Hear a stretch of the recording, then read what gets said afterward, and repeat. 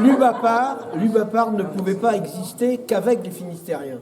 Oui, il faut bien savoir ça. Et l'Ubapar, pendant très très longtemps, c'était 3/4 Finistère et beaucoup de misère pour faire le quart suivant. 4/5e. Voilà. Et pour créer l'Ubapar, il fallait trouver d'autres que des Finistériens.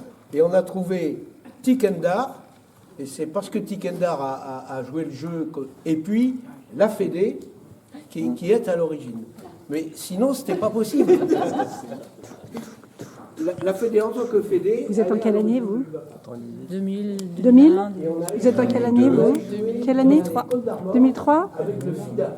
2007 2009. 2009 2010. 2011. 2011 Pareil, même Estra. Pareil, Ganor que je change 2014. 2016. 14 aussi. 2014 2020 2020 Pour la suite, 2022. 2023. c'est pas une autorisation qu'on demande à exister. On existe parce qu'on est citoyen et qu'on a le droit de le faire.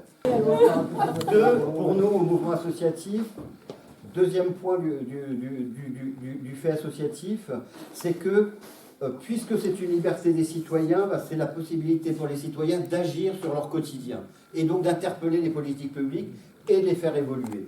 Sans les associations, on n'en serait pas là sur les lois sur l'IVG, la contraception. On n'en serait pas là sur le traitement des malades du sida. On n'en serait pas là, par rapport au Conseil national de la résistance, etc., on n'en serait pas là quant à la sécurité sociale. C'est les citoyens organisés et associés à côté, en dehors de l'État, qui font bouger les lignes.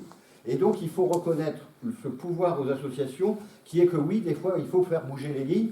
Certains font le choix parfois d'aller jusqu'à la désobéissance civile, qui n'est pas illégale dans ce pays, puisque l'Union européenne a dit que c'était une possibilité d'action des citoyens dès lors que ça restait dans le cadre de la non-violence, etc.